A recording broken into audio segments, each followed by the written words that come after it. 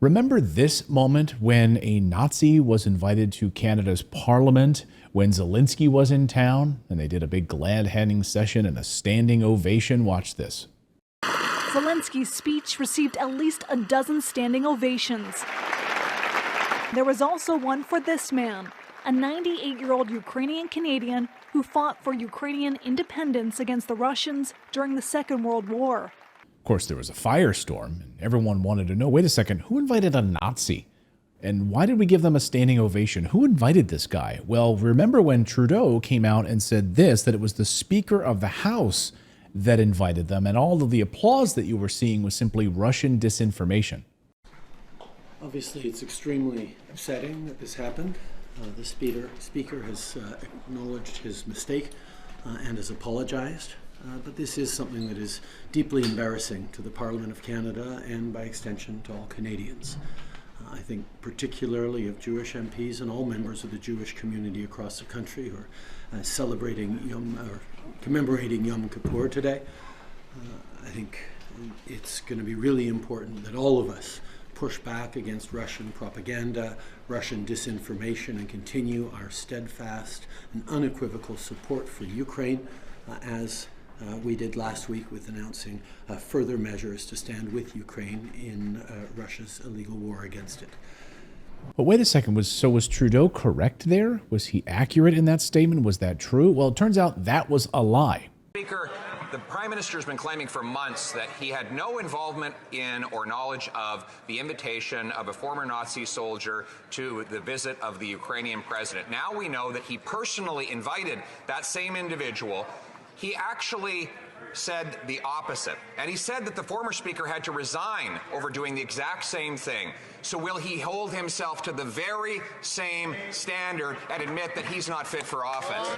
We want to bring in David Clayton, who's a journalist from Canada, writes at the Post Millennial and who has a YouTube channel as well, Creighton's Right. David, it's shocking to see that gambling is going on in this establishment. So, I mean, it appears to me that Trudeau threw his speaker under the bus.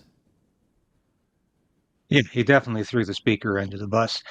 We reported at the time that Trudeau was well aware of who this individual was, this Yaroslav Hunka, that Trudeau had actually met with Yaroslav Hunka. We had the evidence on Facebook. Hunka's daughter-in-law posted that her father-in-law had met with the speaker, the House leader, and the Prime Minister before speaking, or before Zelensky spoke, and he had two standing ovations in the House of Commons, the clip you just saw. So we knew, Trudeau knew, but now we have concrete proof that Trudeau actually invited Yaroslav Hunka to a reception in honor of the Ukrainian President Zelensky in Toronto. He was on the guest list. So if Trudeau invited him to the reception, obviously Trudeau knew he was going to be in Parliament, sitting in the House of Commons, in the gallery. And to blame the speaker, obviously the speaker should be blamed. He was proud to have him there, and the speaker was too stupid to know that if you were fighting Russians in 1943, you were probably on the German side. But nonetheless, Trudeau has never taken responsibility for this action. He should have resigned, like he insisted the speaker did. Now, Conservative leader Pierre Poilievre has said that in the House this week. Clearly, Trudeau knew. Is he going to resign like the speaker, like he told the speaker to do? Trudeau literally got up and left the House of Commons after responding in his usual way of distraction to say that somehow this was about the Ukrainian-Canadian Congress and Poilievre was to blame for somehow he was behind all this. And Trudeau literally got up from his seat and left the House of Commons. He refused to answer another question on that subject.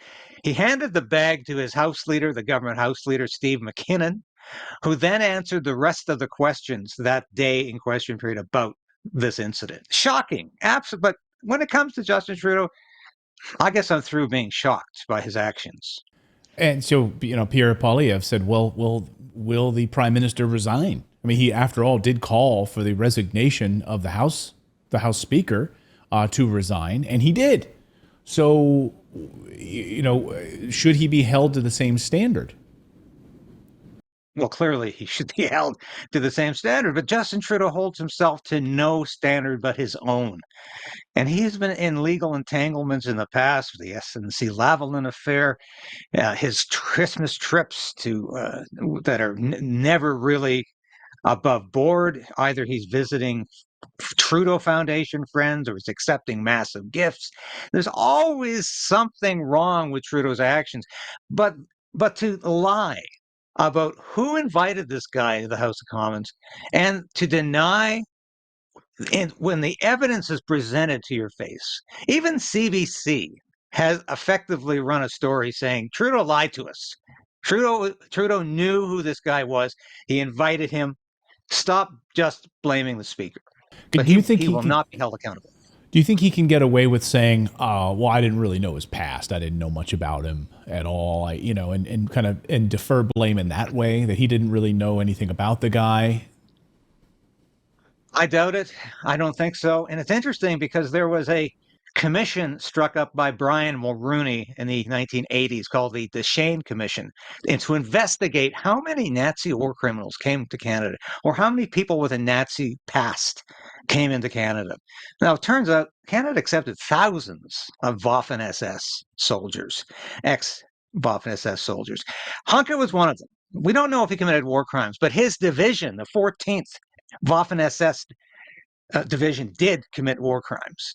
And when Hunka was essentially revealed to be still living in Canada at 98 years old, last September, when this incident occurred, the government of Poland asked for his extradition. Now, nothing has happened to be brought that. up on war crimes. In fact, we predicted that here on the show. Like, when is Poland going to now invite and ask to have this guy extradited so he could be brought up in war crimes in Poland? Has Trudeau gone along with that? There's been nothing done about that. But it's not surprising, Clayton, because I discovered last week that Justin Trudeau's father, if it's really his father, Pierre Trudeau, when he was justice minister a year before he became prime minister, he was asked to give his legal opinion about whether or not Subject F, we don't know who the Subject F was, but he was a war criminal living in Canada who had been tried in absentia for war crimes in Latvia, for basically murdering thousands of people as part of a Waffen-SS death squad. Trudeau said, no, we cannot deport this man, even though clearly he's guilty of war crimes. And it doesn't matter that he obviously lied about his past when we let him into Canada. And Trudeau's reasoning was purely political. He said, if we deport this guy, we're probably going to have to deport thousands of other people. But Pierre Trudeau was well aware that Canada had war crimes people. We had war criminals living in Canada. We had thousands of them. They were guilty of atrocious crimes. They participated in the Holocaust. And he did nothing about it, just like his son has been linked to this Nazi. Not surprising at all. One other thing I wanted to get your take on here, and we'll see if Trudeau apologizes or finally comes forward on this. I mean, it's pretty egregious. But something else I wanted to get your take on was this back and forth with Pierre Poilievre in the House of Commons this week, and you have Justin Trudeau on the floor trying to really paint those who support Pierre Poilievre and, of course, the Conservatives as right-wing extremists, MAGA extremists. They're trying to really paint this picture that these people in Canada are somehow Trump supporters. Those people that live in Alberta, that are all moving to Alberta to get away from the Trudeau regime, are somehow Trump MAGA extremists. And we have a lot of Alberta watchers who watch our show, so I wonder how they feel about that. Anyway, Trudeau got up there and said this. Watch. Mr. Speaker, what we hear from the Leader of the Opposition is under the previous Conservative government, everything was perfect, and what he is proposing to do is to make Canada great again. That is not what Canadians want. He is pining for a nostalgia that, quite frankly, Canadians do not feel. They remember what he did as part of Stephen Harper's failed housing minister. He remembers the people the rights of Indigenous peoples violated, the ignoring of environmental responsibilities, and the lack of an environmental and economic plan for the future. We're going to continue. David, this has to be my favorite slip of the tongue, Freudian slip, that Pierre Poilievre wants to make Canada great again, and Canadians don't want that. Like, I mean, so Canadians really don't want to be made great again? Trudeau has been hyperactive all week when he's appeared in the House, and when he rarely does appear in the House. And his answer the other day about inviting Hunka was so incredibly over the top. And this response is just classic Justin Trudeau. Not just a slip of the tongue, but obviously a Freudian slip. No, Canadians don't want to make Canada great again. And he said this just like last week. He said the Liberals had made they had lowered taxes for the top 1% of the country. And did he mean to say that or not? But he's not sticking to his own script very well. And this was a massive embarrassment, because he didn't even suggest that Pierre Poilievre somehow wants to make America great again. He admitted Pierre Poilievre is trying to make Canada great again. But Trudeau doesn't even think that's acceptable, because he thinks, no, Canadians don't want to be great again or ever. They want to be not so great under my leadership. Well, and I think Pierre Poilievre, I think one of the things that they were discussing, of course, in the House of Commons was this idea of puberty blockers. And of course, Poilievre is saying, well, like we now see in Alberta, and the premier there, Danielle Smith, as we covered here on the show with you previously, that Pierre Poilievre saying puberty blockers, we should be protecting our children, and we shouldn't allow this in Canada. But this is a big statement. So Canada-wide, to block puberty blockers and these gender, and protecting the rights of parents to know what their children are doing. It sounds radical, but this is exactly what Trudeau is slamming about Pierre Poilievre. Yes, it takes some courage to say what Poilievre said. It shouldn't, because it's very commonsensical, and he's saying what everybody wants somebody in politics to say. State the obvious. This is cruelty to children.